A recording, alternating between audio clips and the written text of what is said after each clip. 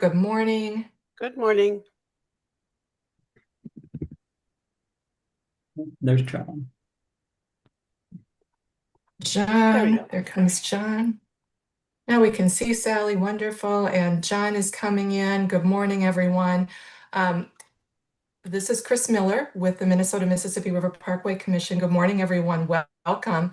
We'll do introductions in a minute when we get past our first slide, but we will call this meeting to order for the Minnesota Mississippi River Parkway Commission, Great River Road, Lake Itasca to Grand Rapids region. And welcome, everyone. And just to note that this meeting is being live streamed and recorded.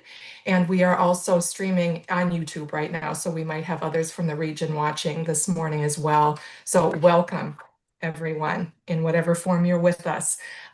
Here's a quick review of today's meeting agenda you can see before you. And before we get into the updates and regional commissioner recommendation, we'd like to ask everyone to introduce yourself with your name and your organization and how you or your organization connect with the Mississippi River. So I'll start again. Welcome, everyone. This is Chris Miller with the Minnesota Mississippi River Parkway Commission. I serve as director for the commission for the rest of this week, and then we'll be turning things over to Andrew, who's with us today and is pretty much in that role at this point. So thank you to all of you. This will be my last meeting with you as a region, but I'm pleased to be with you today. So with that, I'll call on you as I see you on my screen if you'd like to say hi. Andrew, I'll start with you. For sure. Thanks, Chris. Hi, everyone. My name is Andrew George. I'll be taking over kind of that administrative role for and the staff support for the MRPC. I work with the Legislative Coordinating Commission, and I'm a research analyst there right now. So kind of the agenda stuff for meetings, these quarterly business meetings for the MRPC, that is my main role. And then kind of being the go between MnDOT, the MRPC, and then the regional partners. That's kind of my role. Thank you, Thanks, Chris. Andrew. Good morning. And Diane, I'll pop to you next. Okay, hi.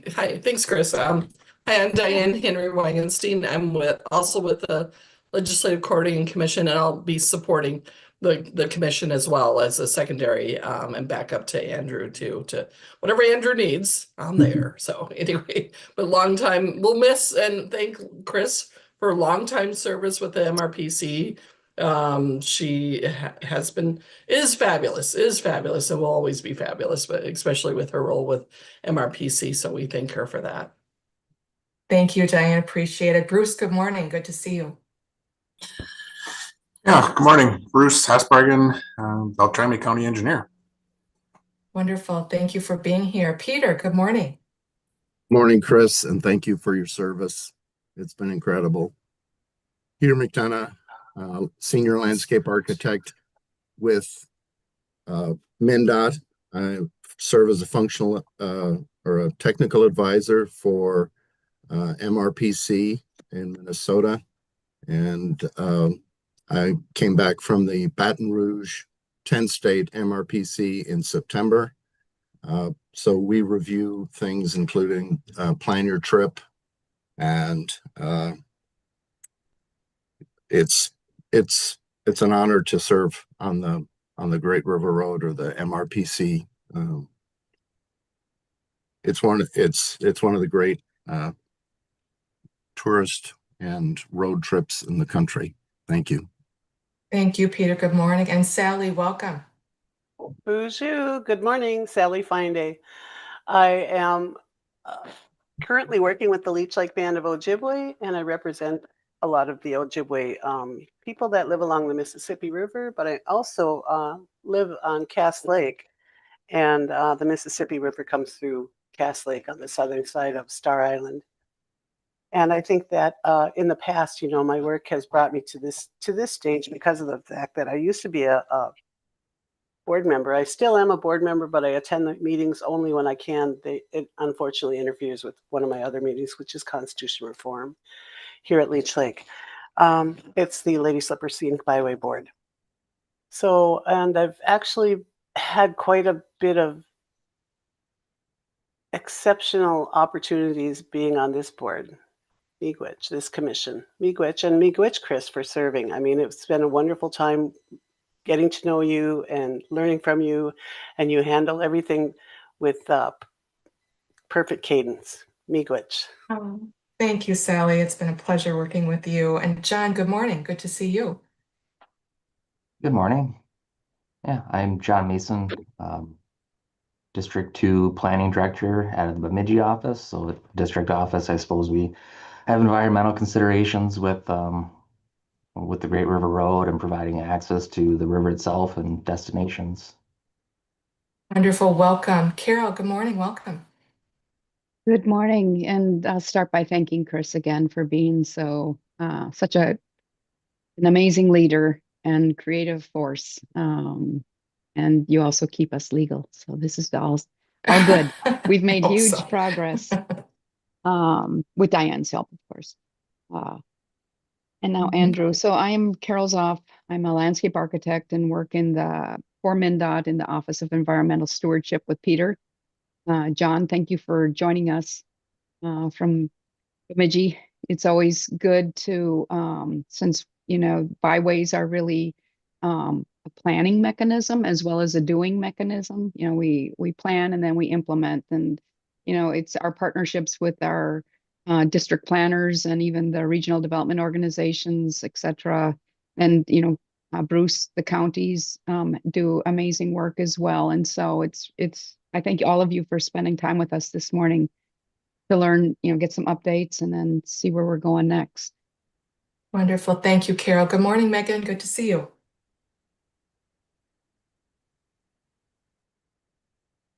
All right. I think we see. Oh, Sorry, there she I had to is. take myself off That's mute. okay. I was like trying to figure out how to do that. So I'm Megan Christensen. I am the executive director of Visit Grand Rapids. I serve on the Mississippi River Parkway Commission from Grand Rapids to Brainerd. I was not able to make my regional meeting, and so I wanted to make sure to make this regional meeting because the connection from us to Bemidji is just as important and valuable as the one going forward to Brainerd. So I'm originally from Bemidji too, so I'm actually going there at 10:30. It's my mom's 71st birthday today, and I'm going to go have lunch with her. So thank you and welcome, everyone. Awesome. Thank you, Megan and Heather. Welcome. Good morning. Good morning. Yeah, I'm Heather Funk. I'm here representing Itasca State Park today. So we have the honor of welcoming over 500,000 visitors every year to the headwaters of the Mississippi at Itasca State Park, and also, sending them off at the start of their Great River Road journey. Wonderful. Thank you, everyone, for being with us. As you see on your screen, we'll be going through some overall information about the 10th State and Minnesota Great River Road, and then we'll move into our regional commissioner recommendation to get your feedback on that. So I will be starting, followed up by Peter McDonough, and then turning things over to Andrew. So stop us with questions if you like anytime, or we'll have time at the end of the agenda as well. And you'll see me looking down. I'll try to stay scripted a little bit because otherwise I can tend to go on for quite a while and get off track a bit on these things. So we'll start with the mission. And it's just a good reminder in case you're not familiar with the work of the commission or just wonder about the work involved. You see the mission before you: to preserve, promote, and enhance the scenic, historic, and recreational resources of the Mississippi River, to foster economic growth in the corridor, and to develop the national scenic and historic byway known as the Great River Road. And in general, for these regional meetings, the commission invites organizations and people who have similar objectives, including many that we've worked with in the past. So several of you on the line, you may have been in other meetings with us recently, worked on projects with us. And so some of this might be review for you going forward as well, but we appreciate your patience if it is. So moving on, we are part of the 10-state Great River Road, and the 10-state Great River Road has a long and rich history. It was initiated in 1938 and is not just one road, but a series of roadways offering the most up-close Mississippi River experiences. This map does show you the 10 Mississippi River states. All of the states work together as part of the 10-state National Mississippi River Parkway Commission. And in Minnesota, the MRPC works in partnership with MnDOT very closely. MnDOT is responsible for the management of the route and the roadways. And so that's how things work here in Minnesota. The 10-state Great River Road does provide a variety of information information and outreach to travelers and promotes interpretive centers as must-see stops along the way. And on your screen, you see a few examples. From the top, the 10-state Great River Road website is experiencemississippiriver.com, and it's a one-stop shop for information on the route and attractions in all 10 states. Then moving to the left of your screen, there is a print map produced by the National Office that shows all 10 states and features the Great River Road Interpretive Centers. The map is for promotional purposes. It's not a navigational map. You can't follow it turn by turn, but it does show you the route in all 10 states. Travelers can order this map from our Minnesota Great River Road website or the national website, and interpretive centers receive supplies of these periodically to share with their visitors. Moving on, second from the left, the National Great River Road promotes the network of Great River Road Interpretive Centers managed and promoted by the Mississippi River Parkway Commission. Gracious, now I'm trying to go too fast. Signs like this one that you see with treasures at the top are found at the centers to identify them as part of this special network, and we'll talk a bit more about that later. The Great River Road does hold All-American Road status, and the National Office shares and promotes that status. You see the logo in the center of your screen. They do have the logo for the 10-state group, and then each of the 8 states that receive the designation also has a logo that we use and promote because it is a big deal for us. We do have one of these in Minnesota. Special promotions, like the one on the top right, provide opportunities for local communities to participate. This example was Summer Fun on the Great River Road, which promoted events happening in all 10 states throughout the summer. And local organizations and attractions could upload their information at no cost to be promoted as part of this national collection of attractions. And we also celebrate National Drive the Great River Road Month in all 10 states each September. You see the logo. The promotion includes a national sweepstakes, news releases, social media efforts. And in Minnesota, we choose a theme every year and promote that, trying to put extra information out there to drive visitation during the month. The National Great River Road also does have a very active social media presence. So please look for them on Facebook, Pinterest, and Instagram. They do a great job putting information out about the Great River Road. Another cool thing that happened recently this year is that we are so excited to announce that USA Today's 10 Best Readers' Choice Awards selected the Great River Road as Best Scenic Drive in the country for 2025. And this is really thanks to the support of partners and travelers along the way who voted. Many of you voted and helped get votes when we put out the word for that. So we thank you. And it's a nice opportunity to promote your site as part of this, because you are the reasons for this award. It's really the attractions and the special experiences along the way that make this the 10 best. So feel free to use this graphic, point people to this website, or ask us for more information to help you do that. It was exciting for us this year. And with that, I will turn it over to Peter to talk a bit more about, yes, interpretive centers and other things along the way. Peter, just let me know when you would like your slides advanced, and I will be happy to do that for you. Great. Thank you, Chris. And again, I'm a senior landscape architect with MnDOT. And this slide we're looking at here, a 10-state network of interpretive centers. There are almost 100 of them.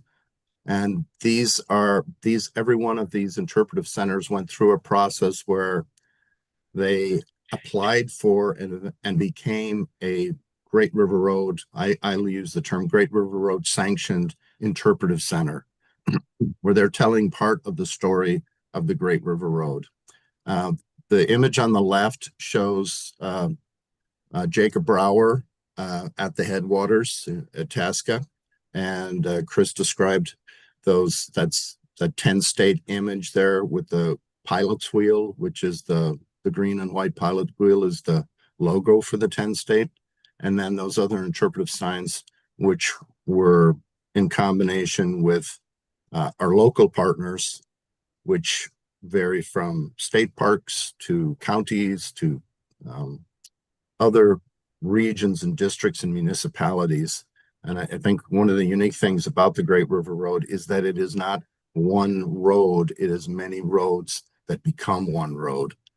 The next image is the 13 interpretive centers that are found in Minnesota from the Jacob Brower at the headwaters through Forest History Center and Itasca County History Center, all the way down to the south in Winona. Two more of those, the Minnesota Art Museum, Marine Art Museum, and then also Winona County Historical Society. So all of those 13 run down, and one of our great partners is Minnesota History Society, who manages and runs many of those interpretive centers. Next. So 565-mile route in Minnesota. It's not the longest state route, I believe Louisiana is, but it's second or third. It's broken into, it runs through 43 communities, 20 counties, 6 destination areas, and 3 tribal communities. And you can see the geographic areas starting in at the headwaters with the headwaters segment, North Woods, Crossings, Scenic, Metro, and finally the Bluff Country. Next. So as Chris said, it is an all-American road, and it's the highest level designated by the FHWA, which is the Federal Highway Administration. 8 of the 10 states, including Minnesota, submitted nominations in 2020 and became part of the All-American Road designations. And again, this is the process is that not anybody just gets to be on the All-American Road designation or gets to be a GR sanctioned interpretive centers. They must highlight or feature 2 features of national or international significance. And as a person who grew up part of my life in Ireland, I can tell you that people here have a very, very almost blasé view of the Mississippi River. For us, in Ireland, and for other people that I knew, it was just like the big thing in America. I mean, New York, Los Angeles, but the Mississippi River was historically one that we were always in great admiration of. Next slide. So there is a corridor management plan, and it is the last time that was done, I believe, was in 2016, and then updated with the signage, the wayfinding signage in 2018 through Minnesota. And there's the where you can find the link, Mississippi-River.com. The Great River Road Corridor Management Plan, that's the front cover that you're looking at on the left. And on the right, you can see when you make the link, here are the documents that you can open up as PDFs, the management plan, the overview, the operational chart, an organizational chart, selected outreach results, and so on and so forth, down to the Great River Road inventories and resource information. And I've got to take the next slide, please. And so here's an assemblage of images starting on the left. You can see the Great River Road pilot wheel on the left on that sign, and also the MRT, which is the Mississippi River Trail, which is a national trail. And now that the MRT sign has been officially purchased by and owned by MRPC, the 10-state MRPC. So Minnesota was the only one that really had a dedicated MRT throughout the state, but now all the other states have the opportunity to become part of that as well. And you can see one of the roads that is associated with it is 61, 63, but that can go all the way down to county roads and city roads. The Great River Road Plan Your Trip, which is hosted by MnDOT and has just been updated recently, which highlights the 6 areas in Minnesota, the geographic regions that John Anfinson gets credit for coming up with. And then on the far right, we see the map of in this one, it shows the 12 interpretive centers, but now there are 13. So it shows the 13 interpretive centers and the map. And on the reverse side of that is an image of the metro region and the interpretive centers that are found there. I'll take the next slide. So the ambassador program. So just want to make sure. I think this is where I pass it off to. Would you like me to take that one, Peter? I can do Yes, that. Thank you so much. Chris. So the commission has also had an ambassador program that was initial implementation priority in the corridor management plan. Training, resources, and materials are provided to partners to help promote the Great River Road and help promote the local communities and attractions as part of the Great River Road and give tools to do that. You can find information online at the link available here. Basically, you go to midmississippiriver.com and under the About Us tab, you'll find an ambassador page that tells you more about the ambassador program, what's involved, presentations from past sessions.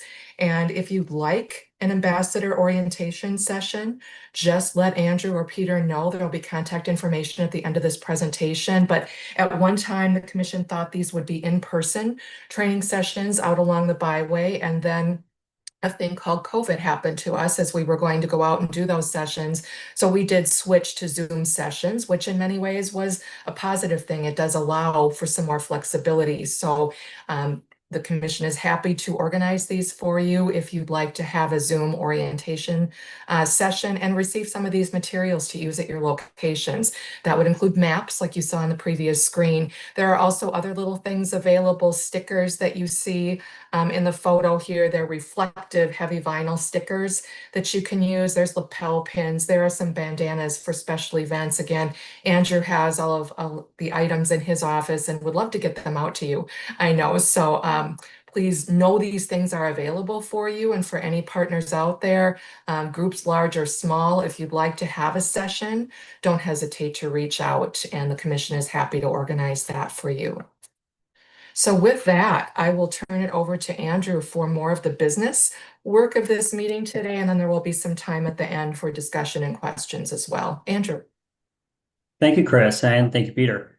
We're going to shift gears to the regional member of the regional commissioner part of the MRPC for this meeting. So just an overview of the MRPC. There are quarterly business meetings, and the dates for 2026 have not yet been set, but we'll get those scheduled in the next couple months and send them out.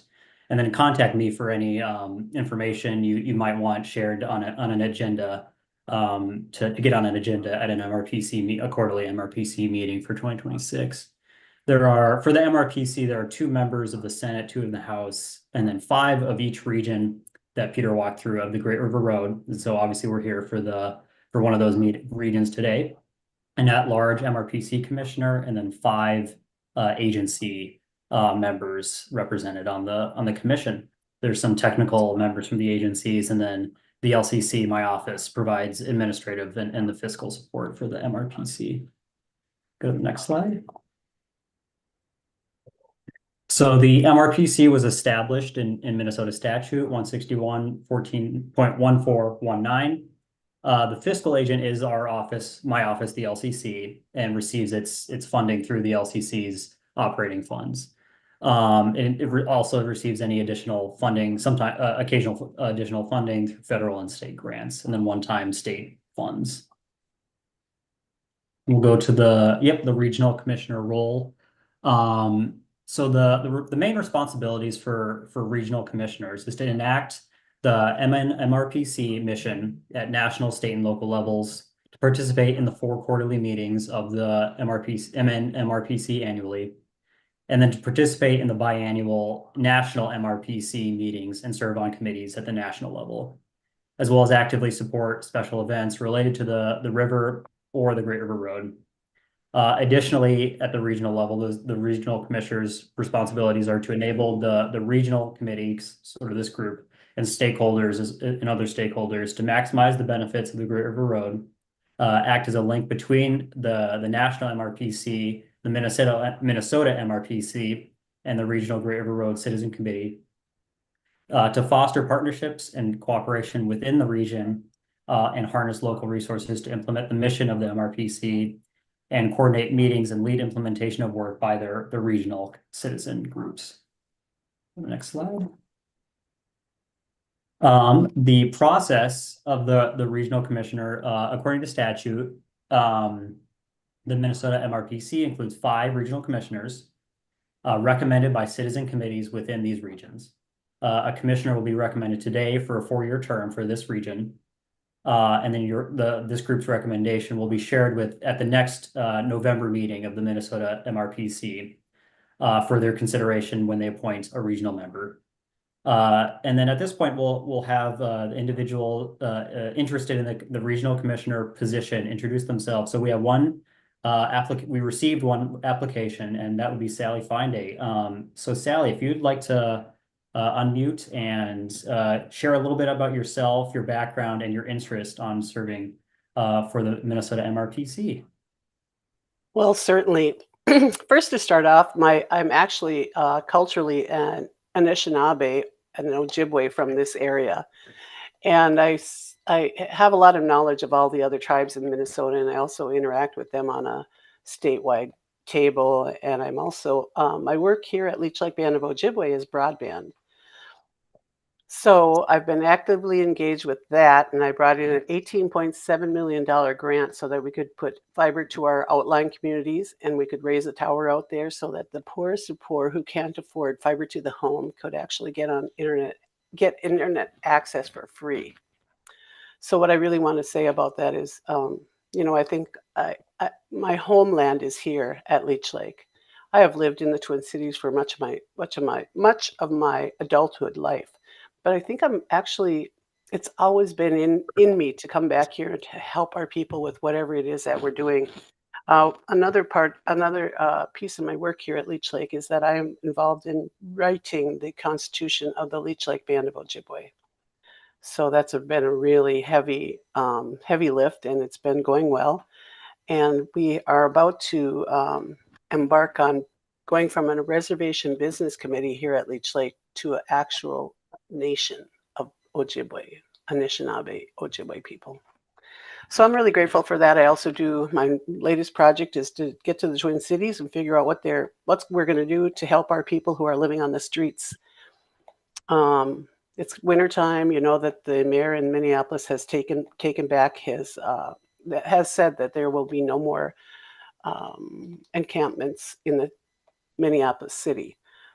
And so with that, it's kind of difficult, for an Ojibwe woman. It's my role in my Ojibwe family is to be the backbone of the family. And at a meeting in July, one of the people from the community of Minneapolis came and said that she had saw a young lady on her way to the meeting. She said, "I've seen a young lady sleeping in a box." And that really struck me hard. I thought, God, what is this? What is this young lady? Doesn't she should know her history and her culture. And culturally, Ojibwe women are meant to be strong and supportive. And so this young lady really should get some education on what it is her role in our Ojibwe society. And I think that's one of the issues that we have in the Twin City area is that many of the people are so disconnected from where they come from that they don't have that cultural background. And my life here in northern Minnesota has been great. I actually grew up about quarter of a mile from the Mississippi River in a community called Nupaming, which means in the bush. We were about maybe a mile off of Cass Lake. And my father was always a hunter, and we also gathered fruits when I was a kid and hazelnuts. And my father and my mother were harvesters of wild rice back in the day. So I think that, culturally, I find it very important to be on this commission because of the fact that there aren't any other Native American people or Ojibwe, Anishinaabe, or any kind of people that are on this commission. And I find that what I have to offer is that I am culturally grounded in the Anishinaabe culture, and I also take care and provide opportunities for other people to get involved with us, the Leech Lake Ojibwe. I have put on the calendar of events, hope the powwows that happen here, that those powwows are open to everybody. And I think that, you know, powwows are really important for us as Anishinaabe people because of the fact that we were unable to practice our religion or anything that had to do with who we are as Anishinaabe people. We weren't supposed to speak our language until 1978 when the American Indian Religious Freedom Act came about. That really opened up the doors for many of us Ojibwe people to start being more cultural here in this region, in the region where I live right today. And I believe that the powwows are something that's significant to us because it's a healing dance. A lot of people like it to be a social event, and it is a social event too. There used to be marriages that were arranged, and there was a lot of meetings that went on during the powwows that were provided by each community. A little bit about the Leech Lake Band of Ojibwe. The Leech Lake Band of Ojibwe has in our reservation area, we have a 60 by 60 mile area, and the Mississippi runs through it. And we are grateful for all the things that the Mississippi River brings to us, you know, especially for our wild rice. But I also find that, you know, working at the Leech Lake Band of Ojibwe, I've discovered that it's really difficult to get anything here, to get any kind of infrastructure here in the tribal lands. And most recently, my work in the past, I've been on the Lady Slipper Scenic Byway Board for quite a while, until it interfered with the writing of the Constitution, and then that had to take a second seat. I do understand that the reason that, you know, the Minnesota Mississippi River Parkway Commission is so important is because it connects all of us culturally up and down the Mississippi River. I do believe one time during Zoom, I sat on the annual meeting, and it was really intriguing because they had some fella that was here from another country. He was a Black man from another country, and he was going down the Mississippi River in a canoe. And I believe that his experience is what we need, you know, to create more and more bicultural, or have more and more cultural crossings as we deliver ourselves in our positions within the Minnesota Mississippi River Parkway Commission, but also all the other parkways commissions. So I believe with that, I think the most value that I bring to this committee is that I happen to be an Anishinaabe woman from this region, and I'm pretty vocal. I say what I mean, and I speak the truth, and sometimes it's hard to hear, but sometimes it's really good. Miigwech. Thank you. Thank you so much, Sally. We appreciate it. At this point, we will, if there's no other interest from any other potential candidates, we'll move to if there's any regional committee member or citizens here that would like to, I think the group would entertain a motion for Sally Fine-Day to be recommended for appointment to the MRPC. Would we have that motion from a member here?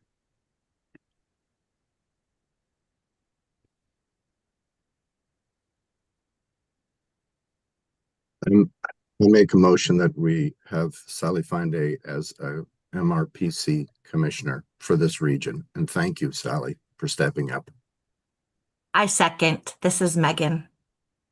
Thank you both. We appreciate it. Any discussion to that motion or any other nominations? Any other nominations? Seeing none, any discussion to the motion? Seeing no discussion, any or all in favor, please unmute and say aye. Aye. Aye. Aye. Aye. All opposed say no. Seeing no opposition, the motion prevails. Congratulations, Sally. We'll bring that the recommendation from this meeting to that November meeting of the MRPC. And if you'd like to say a quick little something, absolutely feel free. Oh, absolutely. I'm very happy to serve another term on this board, on this commission. And I think that one of the things that I find most valuable as I've walked in this on this journey is that there are so many peoples and so many cultures that live up and down the Mississippi River that it is vital for us to carry on and make this commitment from the state of Minnesota. Miigwech, everybody. Thank you. And we'll go to the next slide. And then here we'll just shift to regional updates if there's any updates from this region, any ideas for MRPC involvement, any input, any questions that the MRPC can get involved with. Yeah, feel free. We'll just open it up to anyone if you want to speak up or raise your hand, either anything.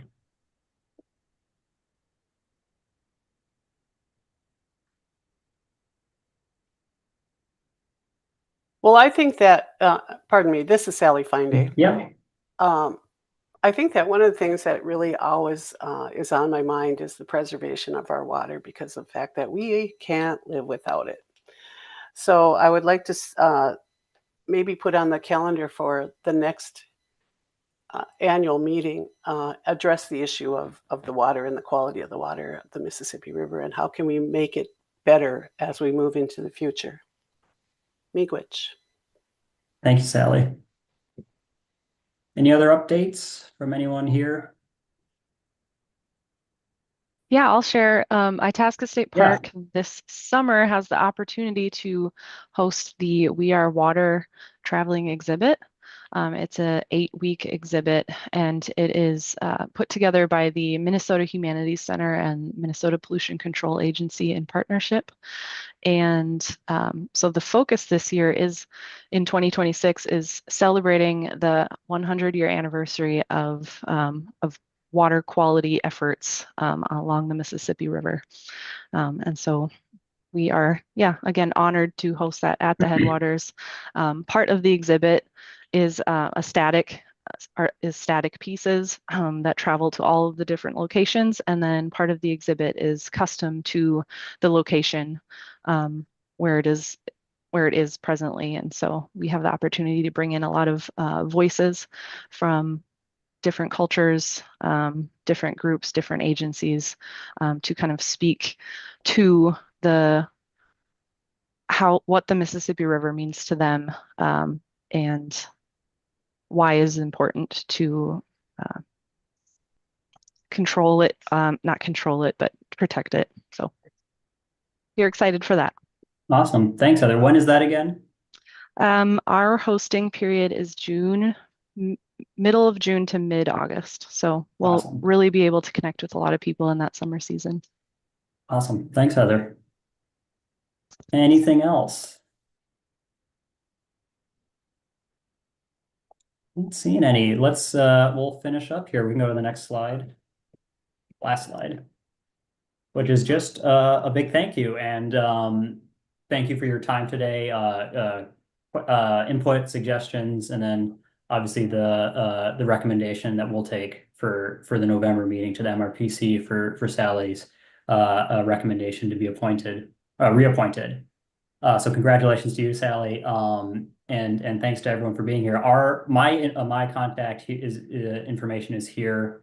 You can find that on the LCC's website, my phone number, my email, and then Peter's contact information as well. Peter, you want to add anything closing out? Just reach out anytime, and we'll continue to reach out to you. Thank you. Awesome. Thanks. I'll pass it back to Chris then. All right. Well, thank you, everyone, and we appreciate your time today. If there are things that come up, don't hesitate to reach out and let the commission know how they can help promote things going on too. Heather shared some great information about the water exhibit, but if there are other things that you'd like put out there to the commission's kind of marketing channels or brought to a commission meeting, I know they always like to hear from things happening in local cities, counties, communities, CVBs, etc. And we'll have informational presentations on their agendas from time to time. So it's a way for them to connect with you. Also, they do consider letters of support for various funding sources that you may be seeking from time to time. So they're out there, and Andrew and Peter can help you with that. So don't hesitate to reach out if something comes up and you're wondering how you can connect with the commission. Also, Sally and Megan, both regional commissioners right now. And I can't imagine the commission functioning without them, very honestly, because they are the voices of the regions. And so they are there for you as well. And again, we appreciate your time. Any last questions from anyone? If not, we will give you back your Monday, and thank you again so much for your time today. Thank you, everyone. Congratulations, Sally. Thank you, Chris. Thank you. Thanks. Sally. Have a great day, Congratulations, everybody. Sally. Yeah. Thank you, Peter. Thank you, Thank you, Miglet. Chris. Bye now. Bye-bye. Bye. Bye-bye.